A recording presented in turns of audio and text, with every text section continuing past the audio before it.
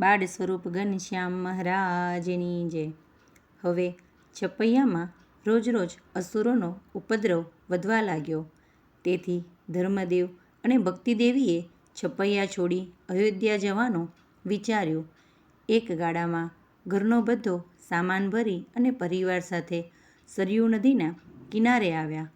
સરયૂ પાર કરવા માટે નાવની રાહ જોવા લાગ્યા. એટલામાં એક નાવિક નાવ લઈને આવ્યો.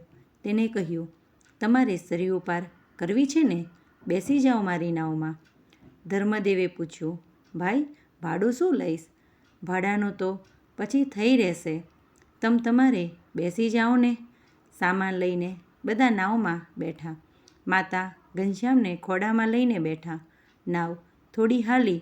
ભક્તિ માતાએ ફરીવાર નાવિકને પૂછ્યું કે ભાઈ, હવે તો કહેને, નાવનું ભાડું શું લઈશ? નાવિક ઘનશ્યામ સામું જોઈને જાણે પ્રભુને ઓળખી ગયા હોય તેમ કહેવા લાગ્યા, માં, હું સરયૂ નદી ખેવટ્યો છું ને આ તારો પુત્ર ભવસાગરનો ખેવટ્યો છે. બંને ખેવટિયા નાતીલા જ કહેવાય ને. નાતીલાએ નાતીલાનું ભાડું લેવાય માં. પૂર્વ રામચંદ્રજી વખતે પણ ગૃહરાજાએ ભાડું લીધું નથી. તો માં, હું આ અમારા કુળની રીતને કેમ લજાવું? તમારે ભાડું આપવું જ હોય તો ભાડાને બદલે મને ઘનશ્યામને રમાડવા દો. માએ ઘનશ્યામને નાવિકના હાથમાં સોંપ્યો. ઘનશ્યામનો સ્પર્શ થતાની સાથે જ તેના ગાત્રો પુલકિત થઈ ગયા.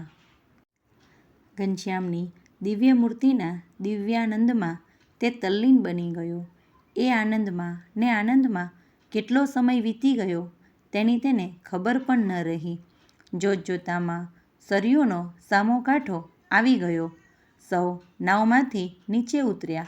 નાવિકે ઘનશ્યામ સામે હાથ જોડીને પ્રાર્થના કરી, હે દીનાનાથ, અત્યારે હું તમને સરયૂ પાર કરાવું છું, પણ અંત સમયે તમે મને ભવસાગર પાર કરાવજો પ્રભુ. ઘનશ્યામે તેના સામો કરુણામય દ્રષ્ટિ કરીને મંદ મંદ હાસ્ય કર્યું. નાવિક ધન્ય બની ગયો. સૌ ચાલતા થયા. નાવિક જ્યાં સુધી ઘનશ્યામના દર્શન થતા ત્યાં સુધી ત્યાં ને ત્યાં જ પૂતળાની જેમ સ્થિર ઊભા ઊભા દર્શન કરતો રહ્યો. સૂર્ય અસ્ત થયો હતો.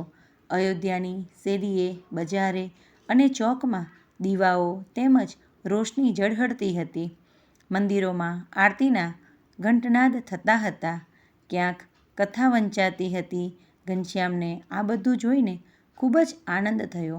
રસ્તામાં આવતા અનેક મંદિરોમાં દર્શન કરતા અને અયોધ્યાની શોભા નિહાળતા સૌ પોતપોતાના નિવાસ સ્થાને આવ્યા. બાળ સ્વરૂપ ઘનશ્યામ મહારાજની જય.